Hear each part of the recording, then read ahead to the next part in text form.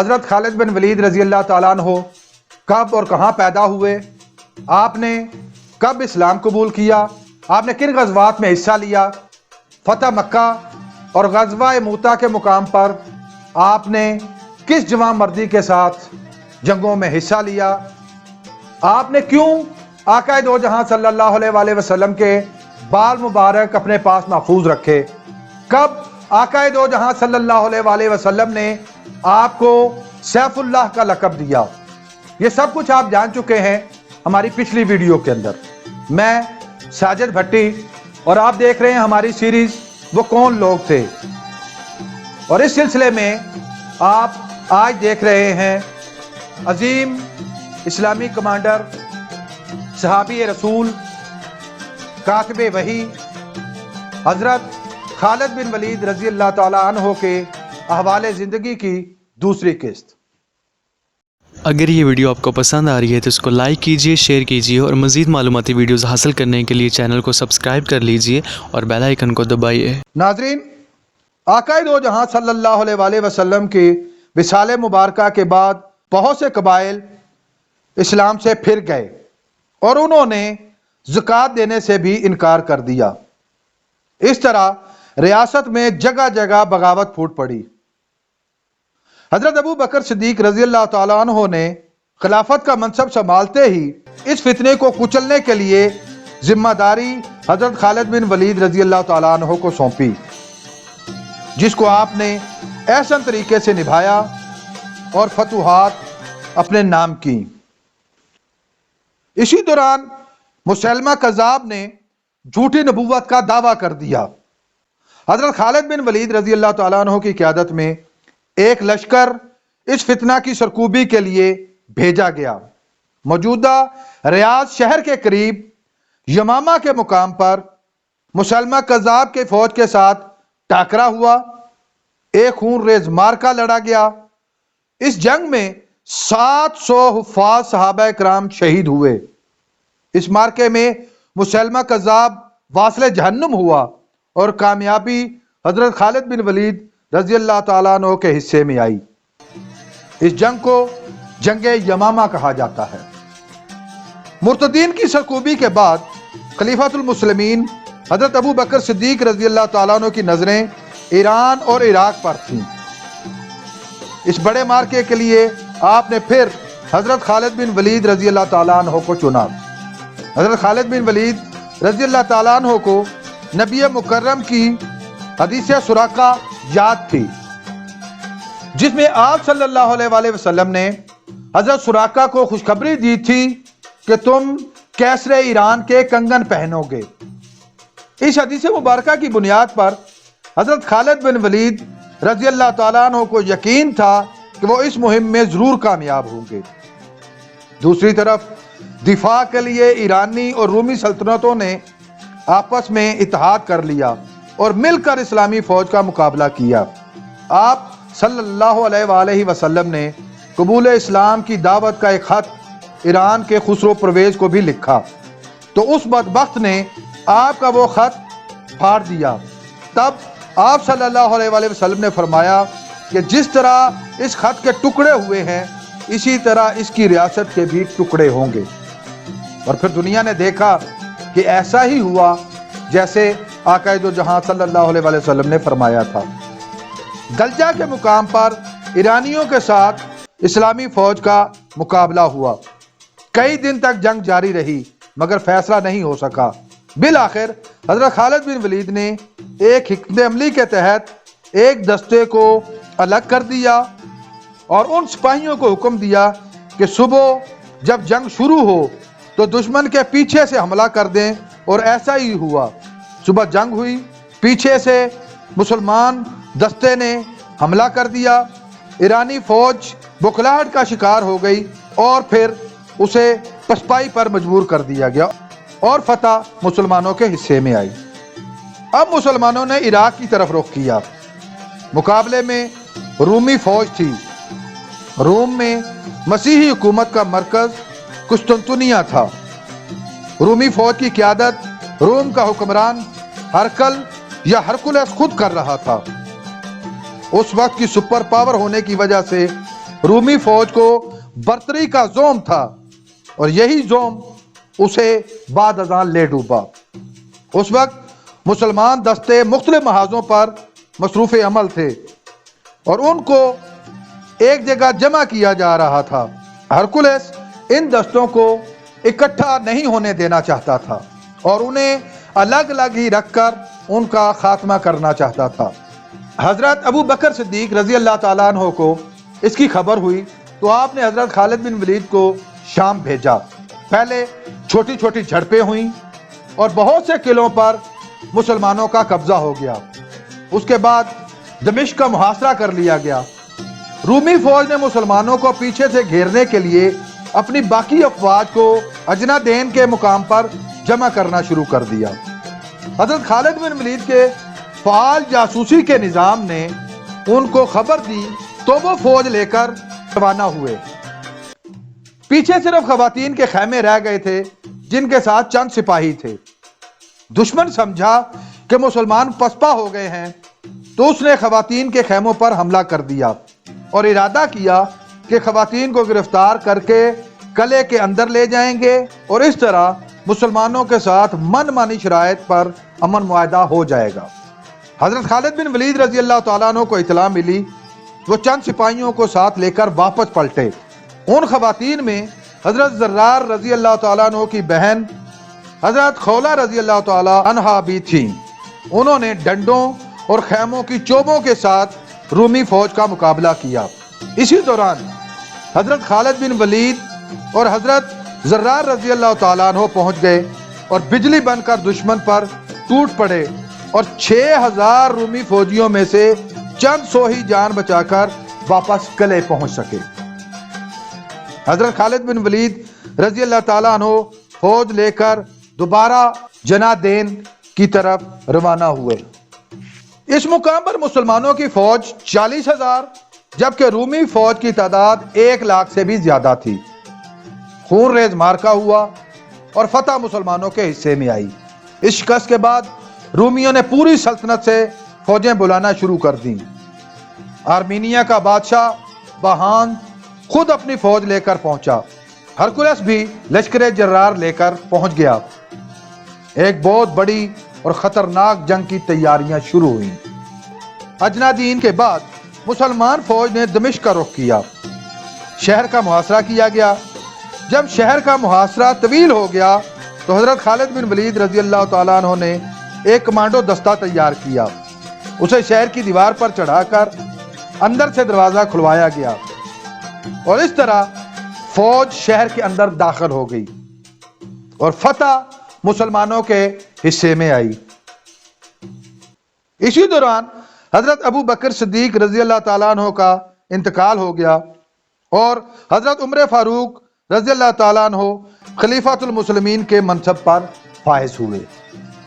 हजरत उमर फारूक रजी अल्लाह तआला अन्हु ने हजरत अबू उबैदा रजी अल्लाह तआला अन्हु को एक खत लिखा जिसमें हजरत खालिद बिन वलीद रजी अल्लाह तआला अन्हु की माजूली और हजरत अबू उबैदा रजी अल्लाह तआला अन्हु के बतौर सिपा सालार तकर्री के अहकामात शामिल थे और हजरत खालिद बिन वलीद को एक आम सिपाही बना दिया गया।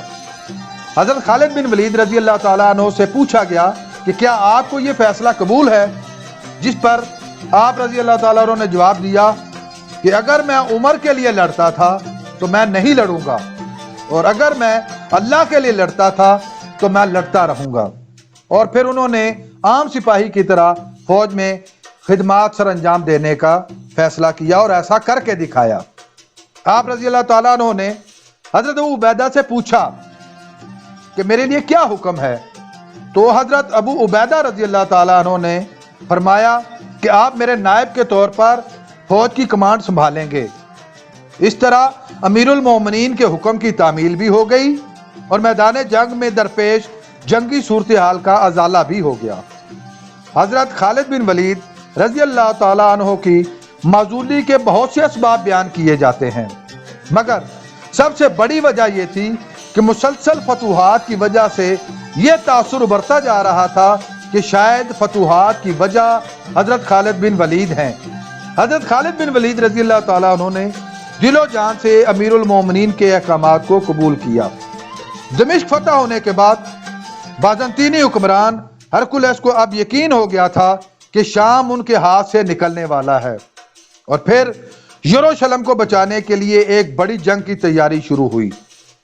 रोमियों की तरफ से 2.5 लाख फौज तैयार की गई, जबकि मुसलमानों की फौजी तादाद 40,000 प्यादे और 12,000 घुड़सवार थे। तारीख में इस जंग को जंगे यरमूक कहते हैं। यह जंग 15 हिजरी में दरिया यरमूक के किनारे लड़ी गई। हजरत खालिद बिन वलीद ने नबी मुकर्रम सल्लल्लाहु अलैहि वसल्लम के वो बाल मुबारक अपनी टोपी के अंदर सिलवा रखे थे, जिसे वो हर वक्त आहनी खोल के नीचे पहनते थे, और उनका ये अकीदा था कि उनकी तमाम तर फतूहात आकाए दो जहां सल्लल्लाहु अलैहि वसल्लम के उस बाल या मुँह मुबारक के बरकत की वजह से है। एक जंग में आपकी वो टोपी गिर गई।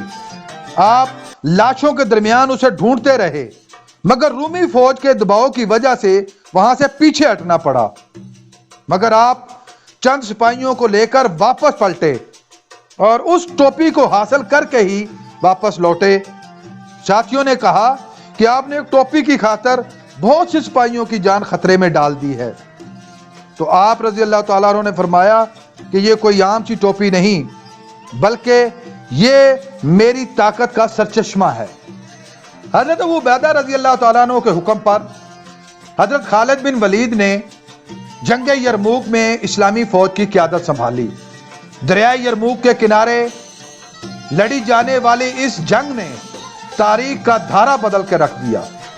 रूमी फौज ने यरमूक के मैदान में डेरे डाले, जिसके 3 अतराफ में दरिया थे, जबकि सामने की तरफ मुसलमान फौज ने अपना पड़ाव डाल दिया। रूमी फौज की पुष्ट पर सिर्फ एक छोटा सा रास्ता बचा था जहां से रूमी फौज निकल सकती थी। 40,000 फौज के साथ 2.5 लाख फौज का मुकाबला समझ से बाहर था। फिर हजरत खालिद बिन वलीद रजी अल्लाह तआला अन्हु ने एक ऐसी हिकमत अमली तैयार की कि यह नामुमकिन काम भी मुमकिन हो गया और दुश्मन के छक्के छूट गए। हजरत खालिद बिन वलीद रजी अल्लाह तआला अन्हु ने तमाम मुसलमान फौज को नए सिरे से कबाइल की बुनियाद पर मुनज़्ज़म किया, यानी एक कबीले के तमाम सिपाहियों को एक जगह एक ही कमांड के नीचे मुनज़्ज़म कर दिया। इस तरह हर कबीले का अलग अलग दस्ता बनता चला गया, और अब हर सिपाही अपने किसी रिश्तेदार के साथ खड़ा था और एक जान होकर लड़ने को तैयार था।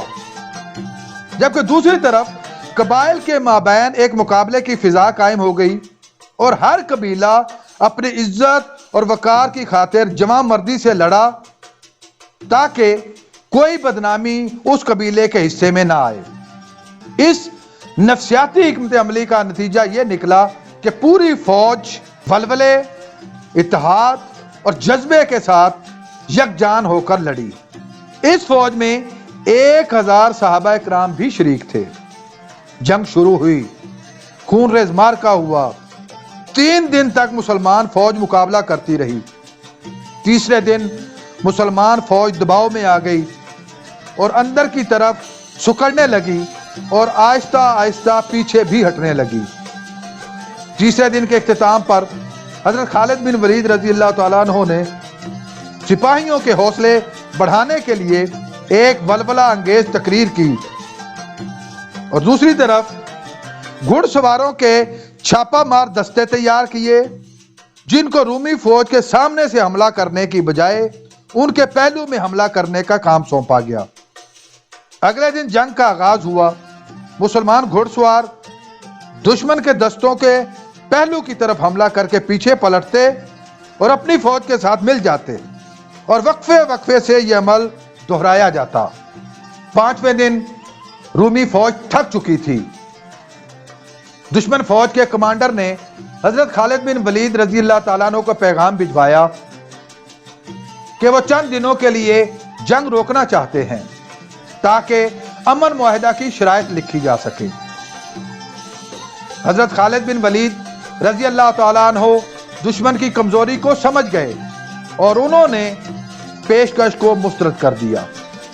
आपने हज़रत ज़र्रार रज़ी अल्लाह तआला अन्हु की क़यादत में 5000 फौजियों का एक दस्ता तैयार करके इस्लामी फौज से अलग कर दिया और उसको हुक्म दिया कि वो रूमी फौज की पुष्ट पर मौजूद रास्ते को रोकें और किसी को वहां से भागने ना दें। छठे दिन जंग शुरू हुई जो सारी रात जारी रही। रूमी फौज पसपा होती हुई पिछले रास्ते की तरफ भागने की कोशिश करने लगी तो हजरत ज़र्रार रज़ी अल्लाह ताला अन्हु की फौज का निशाना बनी और इस तरह एक बहुत बड़ी शिकस्त रूमी फौज के हिस्से में आई। रूमी शहनशाह हरकल या हरकुलस ने अपनी शिकस्त का हवाल सुना तो बीवी बच्चों समेत कुस्तुनतुनिया फरार हो गया। अब आखिरी कला बैतुल मुक़द्दस था। हजरत खालिद बिन वलीद रज़ी अल्लाह ताला अन्हु ने बैतुल मुक़द्दस शहर का मुहासरा किया। आखिर शहर के लोगों ने अमन की शराइत पर शहर के दरवाजे खोल दिए। उन शराइत को पूरा करते हुए हजरत उमर फारूक रज़ी अल्लाह ताला अन्हु ने मदीना से आकर खुद बैतुल मुक़द्दस का कब्जा हासिल किया। फतह बैतुल मुक़द्दस के बाद हजरत खालिद बिन वलीद रज़ी अल्लाह ताला अन्हु ने शाम के शहर हुमस में रिहाइश रखी। आपके खिलाफ चंद और शिकायत हजरत उमर फारूक रज़ी अल्लाह ताला अन्हु तक पहुंची तो आपने हजरत खालिद बिन वलीद रज़ी अल्लाह ताला अन्हु को जंगी खिदमात अदा करने से रोक दिया और आपको मदीना मुनव्वरा तलब कर लिया ताकि बासपुरस की जा सके। हर तरफ मुसलमानों में बेचैनी पैदा हो गई।